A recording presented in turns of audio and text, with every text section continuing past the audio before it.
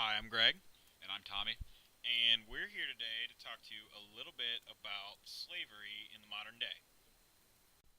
When a lot of people think about slavery, they have an image that comes to mind just like this, a black and white photo of something that happened a long time ago, something that doesn't exist in our world today. The reality, however, is very different.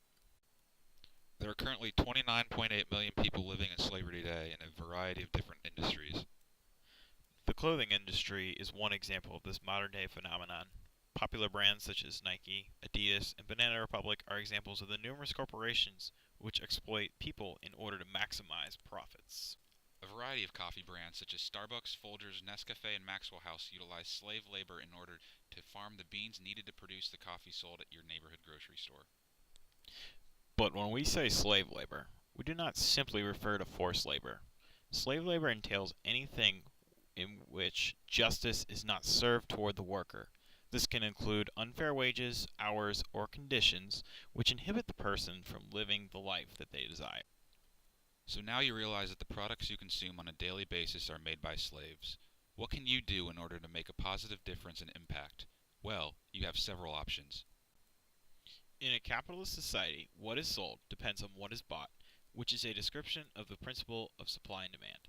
Therefore, you, as the consumer, and the consumer base as a whole, carry the keys to what is sold. If we do not agree with how things are produced or what is produced, our refusal to purchase can change the way in which a corporation operates.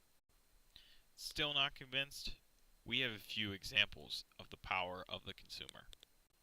Verizon attempted to institute a $2 charge to pay bills online. However, widespread backlash from their consumers convinced Verizon to alter their plans and cancel this policy. In a similar case, Netflix attempted to separate their DVD rentals from their online streaming, but they got such negative responses that they were unable to accomplish this. Now, instead of simply deciding not to spend your money in certain areas, you can actually positively influence the situation by making certain choices.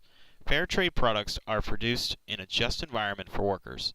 If more people purchase products like this, it could become the norm. And this is part of what we are asking you to do. For example, purchasing fair trade coffee costs only 65 cents more per pound than other name brand coffees. The reason it costs more has to do with where it is going. Fair trade products give more back to the laborers and cut out some of the middlemen. We are asking you to change to fair trade coffee if you are a coffee drinker. It is a small expense and you can buy it to make at home, or you can research coffee shops in your area that sell fair trade coffee. Coffee is not the only product affected, and those of you who aren't coffee drinkers can do something too. Social media has a large influence on the way companies do business.